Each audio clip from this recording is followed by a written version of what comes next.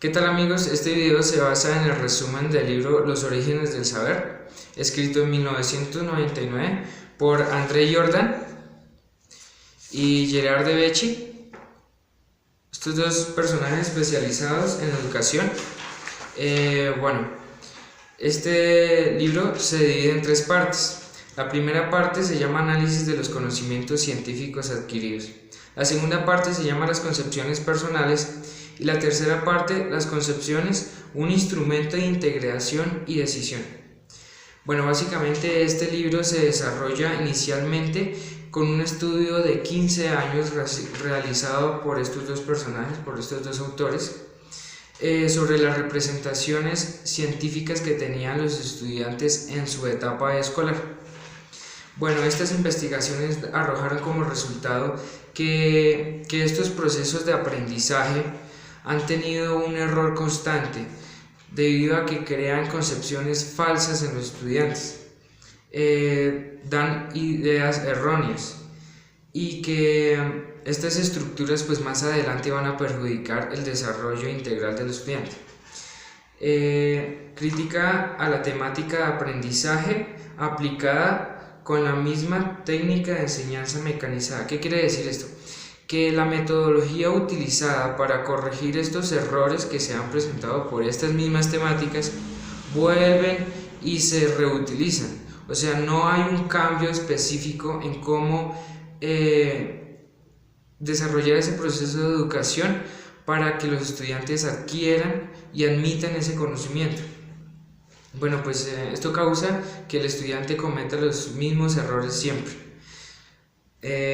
Lo anterior con el fin de realizar propuestas educativas. Este libro, como dicen sus autores, no se basa en estipular normativas de educación, sino que da propuestas para cambiar esa metodología de educación que ha venido afectando a la población estudiantil actualmente. Bueno, este libro va dirigido básicamente a la población educativa, entiéndase por estudiantes y por maestros. Sin embargo, sus mismos autores mencionan que va dirigido a cualquier tipo de población y hace un llamado de atención que es a los políticos, a personas que dirigen estos ámbitos de educación, como ministros de educación y esas personas. Bueno, en la primera parte limita la problemática en la adquisición de saberes científicos que se limita únicamente a saberes definidos y fácticos.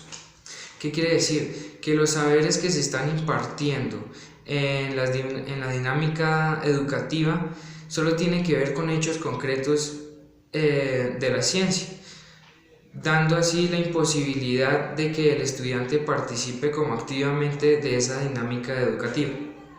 Bueno, la teoría no es totalmente puesta a prueba para su comprensión, o sea, el estudiante no admite ese conocimiento, solo lo memoriza y hasta cierto tiempo. Entendida como conjunto de hipótesis que requieren ser puestas a prueba. La imaginación se descarta para construir conocimientos, lo que estaba mencionando yo. Los estudiantes no tienen una participación activa de lo que piensan ni de lo que imaginan para llevar a cabo ese desarrollo científico de la temática que se está que se está especificando en el aula de clase. Y el mundo hipertecnificado, que es donde llega demasiada información del mundo hipertecnificado, pero que la persona en sí no alcanza a digerir. Bueno, realiza el reconocimiento de saberes o conocimientos científicos que se toman en el desarrollo de la etapa escolar. Para ello hace análisis de diversas temáticas, diversas teorías que se dan en un aula de clase. Por ejemplo, el concepto de ADN, la nutrición, la fotosíntesis. De allí, se hace transmisión de conocimientos sin finalidad coherente a su uso en la vida de las personas. O sea que la ciencia básicamente se está poniendo en un lugar aparte de lo que es la vida del ser humano. O sea, solo se dan cosas fácticas, cosas de hechos concretos. Sin embargo, no hace posible que las personas incluyan esos métodos científicos en su vida diaria. Generan conocimientos vacíos y con un tacto frívolo, que quiere decir que los maestros o quienes educan generan procesos de aburrimiento en los mismos estudiantes, ¿sí? Bueno, cabe resaltar que las poblaciones menos favorecidas son las que tienen más cohibida esta aceptación del conocimiento científico. En la segunda parte describe la necesidad de implementar procesos educativos desde las representaciones. Lo que quiere decir es que aquí, ya teniendo en cuenta el análisis anterior, pues los autores se basan en la realización de ciertas temáticas en donde se deben implementar las concepciones de los estudiantes para llegar así a un conocimiento científico admitido por el estudiante. Se debe elaborar análisis mixtos con finalidades cualitativas. En esta segunda parte es de gran contundencia, ya que se basa en argumentos de distintas fuentes, desde organizaciones a personas, por ejemplo filósofos como Locke, Kant o Piaget.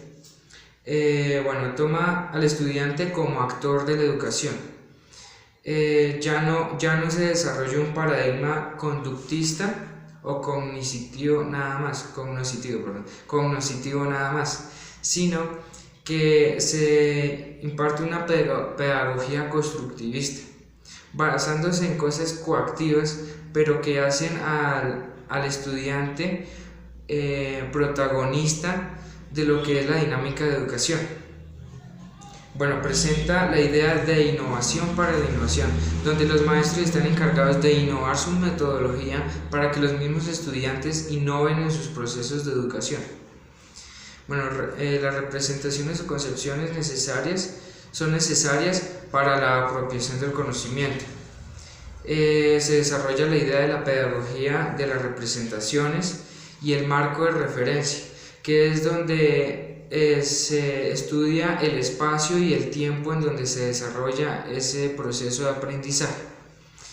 Y ya para recoger información se utiliza recurrir a diversos métodos: revistas, infografías, internet, libros, música, arte, literatura, construcción de situaciones. Aquí es donde el maestro debe desarrollar un proceso de diálogo con el estudiante y con él, para desarrollar así un proceso en donde se ponga un contexto y en ese contexto se indiquen la temática desarrollada en clase. Y momentos de observación en clase es donde el educador tiene que confrontar al alumno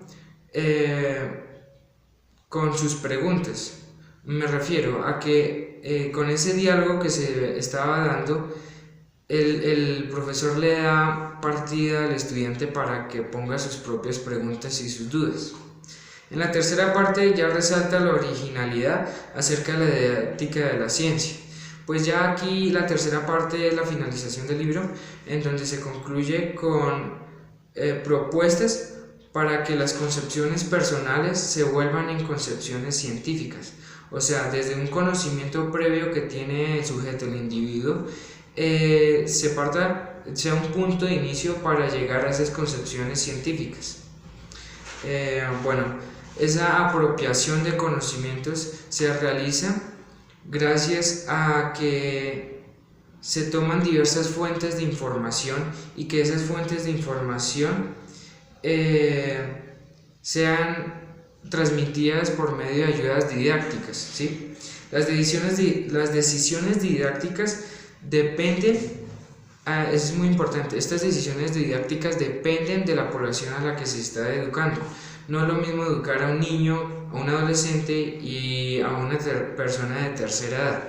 Entonces es importante saber clarificar qué didáctica se va a llevar a cabo. Algo que dicen los autores Gerard de Becci y André Jordan. Algo muy importante es que el niño no es una página blanca sobre la que podemos imprimir un saber. Lo que quiere decir es que desde concepciones básicas que tenía el estudiante se deben partir mediante la evolución de esas concepciones hasta llegar a conocimientos científicos verdaderos que pueda aplicar en su vida.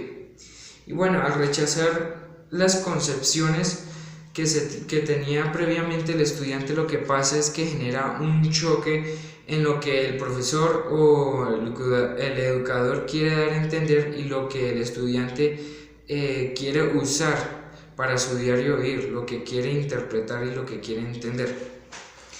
Entonces, ahí es donde cuando se dice que memorizar es porque sabe mucho.